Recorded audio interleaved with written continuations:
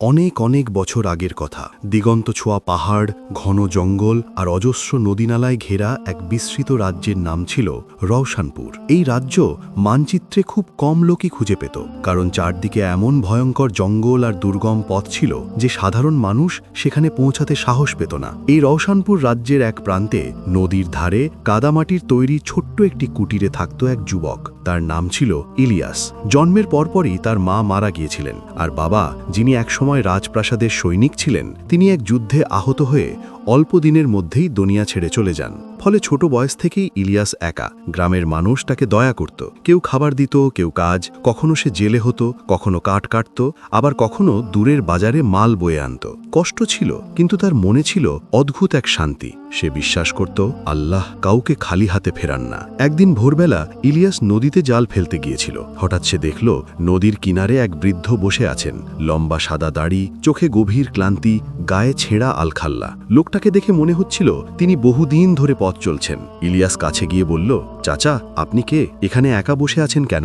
বৃদ্ধ ধীরে মাথা তুলে বললেন, বাবা, আমি অনেক দূর থেকে এসেছি, পথ হারিয়েছি, 3 দিন কিছু খাইনি। ইলিয়াস এক মুহূর্ত দেরি না করে নিজের থলেতে থাকা শেষ রুটিটুকু বের করে দিল, সঙ্গে নদীর পানি। তারপর তাকে কুটিরে নিয়ে গিয়ে আগুন জ্বালালো। খাবার পর বৃদ্ধের চোখে পানি চলে এলো। তিনি বললেন, বাবা, তুমি জানো না তুমি কাকে সাহায্য করলে। ইলিয়াস হাসল, আমি শুধু একজন মানুষকে সাহায্য করেছি। বৃদ্ধ হালকা করে মাথা নেড়ে বললেন, মনে রেখো, খুব শিগগিরই তোমার জীবনে এমন এক ঘটনা ঘটবে যা তোমার পুরো ভাগ্য বদলে দেবে। এই কথা বলে বৃদ্ধ উঠে দাঁড়ালেন, কিন্তু আশ্চর্য ব্যাপার, পরক্ষণেই তিনি যেন কুয়াশার মধ্যে মিলিয়ে গেলেন। ইলিয়াস হতভম্ব হয়ে দাঁড়িয়ে রইল। কয়েকদিন পর পুরো রওশনপুর রাজ্যে গুজব ছড়িয়ে পড়ল। রাজ্যের বাদশাহ মালিক শাহানশাহ গুরুতর অসুস্থ।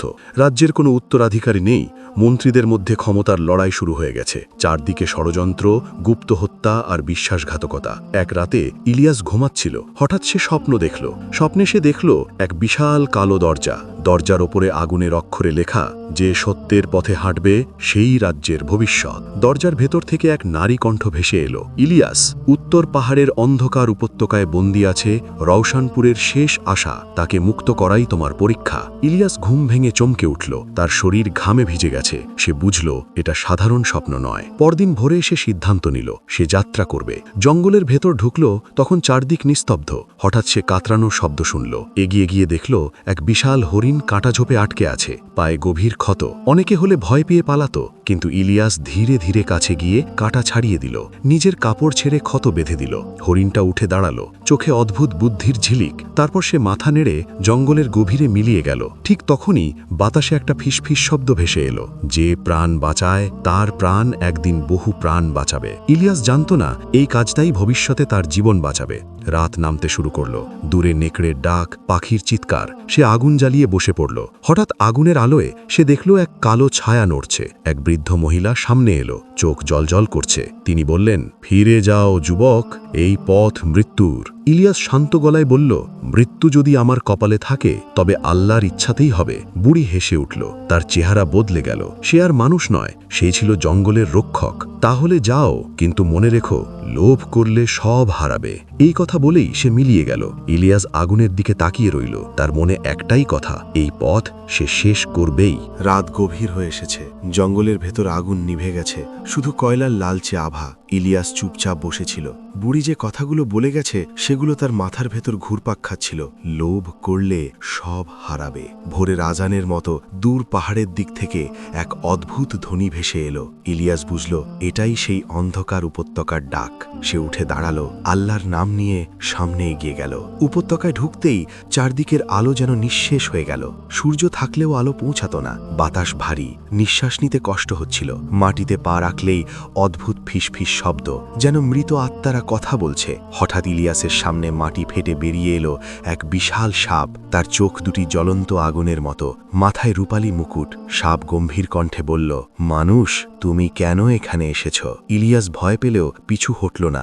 বলল, আমি রওশনপুরের শেষ আশাকে খুঁজছি, আমি অন্যায় করতে আসিনি। সাপ কিছুক্ষণ চুপচাপ রইল, তারপর বলল, আমি এই উপত্যকার রাজা। অনেকেই এখানে এসেছিল ক্ষমতা, স্বর্ণ, অমরত্ব চাইতে, কেউ ফেরেনি। তুমি কি চাও? ইলিয়াস মাথা নুইয়ে বলল, আমি কিছু চাই না, শুধু আমার দায়িত্ব পূরণ করতে চাই। এই কথা শুনে সাপের চোখের আগুন নিভে এলো। সে বলল, তাহলে শোনো, রাজকন্যা সাফিয়া এই উপত্যকার শেষ প্রান্তে বন্দী, কিন্তু তার কাছে পৌঁছাতে হলে তোমাকে 3টি পরীক্ষায় উত্তীর্ণ হতে হবে। প্রথম পরীক্ষা ভয়। সাপের লেজ নড়তেই চারদিক থেকে ছায়ামূর্তি বেরিয়ে এলো। তারা ইলিয়াসের পরিচিত মুখে রূপ নিল। তার বাবা, মা, গ্রামের মানুষ সবাই একসাথে বলতে লাগলো, ফিরে যাও, তুমি ব্যর্থ হবে, তুমি একা।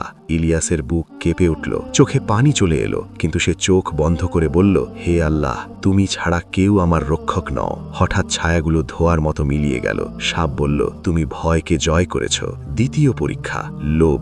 মাটির নিচ থেকে উঠে এলো স্বর্ণের পাহাড়, রত্ন, মুকুট। এক কণ্ঠ বলল, এগুলো নাও। রাজকন্যার দরকার কি? ইলিয়াস এক মুহূর্ত তাকালো, তারপর চোখ ফিরিয়ে নিল। যা আমার নয় তা আমি চাই না। সব স্বর্ণ আগুন হয়ে পুড়ে গেল। সাপ আবার বলল, তুমি লোভকেও জয় করেছ। তৃতীয় পরীক্ষা বিশ্বাস। শেষ পরীক্ষায় ইলিয়াসকে একটি দরজা দেখানো হলো। দরজার ওপারে রাজকন্যা বন্দী, কিন্তু দরজা খুলতে হলে তাকে নিজের বুকের রক্ত দিয়ে সিল ভাঙতে হবে। এক মুহূর্ত দেরি না করে ইলিয়াস নিজের হাত কেটে রক্ত দিল। দরজা খুলে গেল। রাজকন্যা সাফিয়া ভেতরে ছিল এক তরুণী, চোখে বিষাদের ছায়া, কিন্তু মুখে অদ্ভুত দৃঢ়তা। সে বলল, আমি জানতাম কেউ না কেউ আসবে, কিন্তু ভাবিনি সে নিজের জন্য নয়, আমার জন্য আসবে। ইলিয়াস শিকল ভেঙে দিল, কিন্তু ঠিক তখনই বজ্রের মতো শব্দ হলো। পেছন থেকে সৈন্যদের পায়ের শব্দ। রৌশনপুরের প্রধানমন্ত্রী জাহির খান বেরিয়ে এলো। সে হেসে বলল, ধন্যবাদ ইলিয়াস, তুমি আমাদের কাজ সহজ করে দিলে। রাজকন্যা আমার হাতেই থাকবে। ইলিয়াস হতবাক। তুমি? জাহির খান বলল, বাদশাহ মরতে বসেছে, রাজকন্যা থাকলে সিংহাসন আমার, আর তুমি একটা দরকারি পুতুল ছিলে। সৈন্যরা ইলিয়াসকে আঘাত করল, তাকে উপত্যকার কিনারা থেকে ফেলে দিল। ইলিয়াস অন্ধকারে তলিয়ে যেতে যেতে শুধু একটাই কথা বলল, হে আল্লাহ, মৃত্যুর দ্বার প্রান্তে। সে যখন চোখ খুলল, দেখল সে এক গুহায় পড়ে আছে, শরীর ক্ষতবিক্ষত।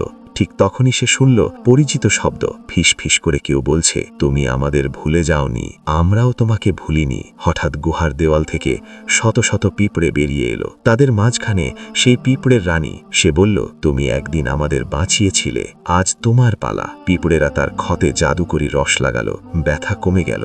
রানী বলল, এখন উঠে দাঁড়াও ইলিয়াস, আসল যুদ্ধ বাকি। ইলিয়াস চোখে আগুনের মতো দৃঢ়তা নিয়ে দাঁড়ালো। গুহার বাইরে সূর্যের আলো ঢুকতে শুরু করলো। এখন সে আর আগের ইলিয়াস নয়। গুহার ভেতর সূর্যের আলো ঢুকতেই ইলিয়াস চোখ মেলে তাকালো। তার শরীরের ক্ষত সেরে গেছে, কিন্তু হৃদয়ের ভেতর আগুন জ্বলছে। বিশ্বাসঘাতকতার আগুন, অন্যায়ের বিরুদ্ধে দাঁড়ানোর আগুন। পিঁপড়ার রানী তার দিকে তাকিয়ে বলল, ইলিয়াস, সময় নষ্ট করো না। জাহির খান রাজকন্যা সাফিয়াকে নিয়ে রাজধানীর পথে রওনা দিয়েছে। যদি আজ তাকে না থামাও, রওশনপুর অন্ধকারে ডুবে যাবে। ইলিয়াস মাথা নুইয়ে বলল, তোমরা আমার ঋণী নও, আমি শুধু মানুষ হিসেবে যা করা উচিত ছিল তাই করেছি। রানী হালকা হাসল, এই কথাটাই তোমাকে আলাদা করে। ইলিয়াস গুহা থেকে বেরিয়ে পাহাড়ি পথে ছুটতে লাগল। হঠাৎ মাটি কেঁপে উঠল। সামনে দাঁড়ালো সেই পাহাড়ি সাপ, উপত্যকার রাজা। সে বলল, মানুষ, তুমি এখনো বেঁচে আছো? ইলিয়াস দৃঢ় কণ্ঠে বলল, আমাকে বাঁচতেই হবে, কারণ অন্যায় এখনো বেঁচে আছে। সাপ ফোঁস করে উঠল, তাহলে শোনো, আমি তোমাকে পথ দেব, কিন্তু মনে রেখো, ক্ষমতা পেলে যেন তুমি জাহির খানের মতো না হও। ইলিয়াস বলল, ক্ষমতা যদি আমার পরীক্ষাই হয়, তবে ইনসাফই হবে আমার উত্তর। পাহাড় দুভাগ হয়ে গেল। গোপন পথ খুলে গেল রাজধানীর দিকে। রওশনপুরের প্রাসাদ তখন উত্তাল। বাদশাহ মালিক শাহানশাহ মৃত্যুশয্যায়। জাহির খান নিজেকে ভবিষ্যৎ শাসক ঘোষণা করেছে। রাজকন্যা সাফিয়াকে বন্দী করে রাখা হয়েছে উঁচু মিনারে।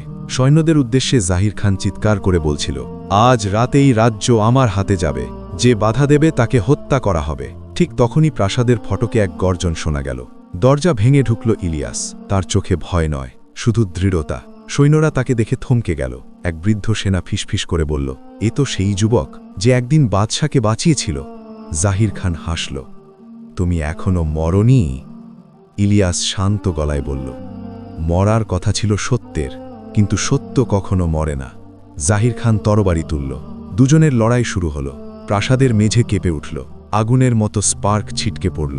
জাহির খান চিৎকার করে বলল, তুমি কি জানো, তুমি কে? ইলিয়াস উত্তর দিল, আমি জানি আমি কি নই, আমি বিশ্বাসঘাতক নই। এক শেষ আঘাতে জাহির খানের তরবারি হাত থেকে ছিটকে গেল। সে হাঁটু গেড়ে পড়ল। ঠিক তখনই রাজপ্রাসাদের এক বৃদ্ধ দাসী কাঁদতে কাঁদতে সামনে এলো। দাসী বলল, থামুন, সবাই থামুন। সে ইলিয়াসের দিকে তাকিয়ে বলল, এই যুবকই রওশনপুরের প্রকৃত উত্তরাধিকারী। সবার মধ্যে হইচই পড়ে গেল। দাসী বলল, বহু বছর আগে বাদশাহর এক গোপন স্ত্রী ছিলেন, তার গর্ভে জন্মেছিল এই সন্তান। ষড়যন্ত্রের ভয়ে তাকে দূরে পাঠানো হয়, কিন্তু এই তাবিজ, সে ইলিয়াসের গলায় ঝোলানো পুরনো তাবিজ দেখালো।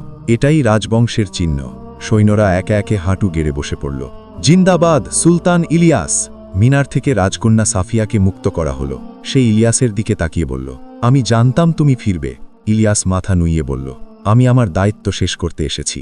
সাফিয়া মৃদু হেসে বলল, না, তুমি তোমার পরিচয় খুঁজে পেয়েছ। কিছুদিন পর বাদশাহ মালিক শাহানশাহ ইন্তেকাল করলেন। ইলিয়াস সিংহাসনে বসলেন, কিন্তু তিনি মুকুট পরার আগেই বললেন, এই রাজ্য আমার নয়, এই রাজ্য ইনসাফের। জাহির খানের বিচার হলো, রক্তপাত নয়, ন্যায় বিচার। তাকে নির্বাসনে পাঠানো হলো। ইলিয়াস ও সাফিয়ার বিয়ে হলো সাদাসিধেভাবে, কোনো জাঁকজমক নয়, শুধু দোয়া আর মানুষের ভালোবাসা। ইলিয়াস কখনো নিজের শিকড় ভুললেন না। তিনি দরিদ্রদের পাশে দাঁড়ালেন, জঙ্গলের প্রাণীদের রক্ষা করলেন, অন্যায়ের বিরুদ্ধে কঠোর হলেন। রওশনপুর আবার আলোর রাজ্য হয়ে উঠল। আর মানুষ আজও বলে, যে অন্যের জন্য নিজের জীবন বাজি রাখে তাকেই আল্লাহ রাজ্যের ভার দেন। গল্প এখানেই শেষ, কিন্তু ইনসাফ, সাহস আর সৎকর্মের গল্প কখনো শেষ হয় না। এই গল্পটা আমাদের শেখায়, আল্লাহ যাকে চান তাকেই অসম্ভব পথ পেরিয়ে সম্মানের আসনে বসান। ক্ষমতা নয়, ঈমান, ধৈর্য আর ন্যায়, এই তিনটেই মানুষের আসল পরিচয়। জীবনে অন্ধকার আসবে, বিশ্বাসঘাতকতাও আসবে, কিন্তু আল্লাহর ওপর ভরসা রাখলে শেষটা সবসময়ই কল্যাণের হয়। এমনই আরও শিক্ষা ও রহস্যে ভরা ইসলামিক গল্প পেতে সিদরা ইসলামিক স্টোরিজ চ্যানেলের সাথেই থাকুন। আল্লাহ হাফেজ। পরবর্তী গল্পে আবার দেখা হবে ইনশাআল্লাহ।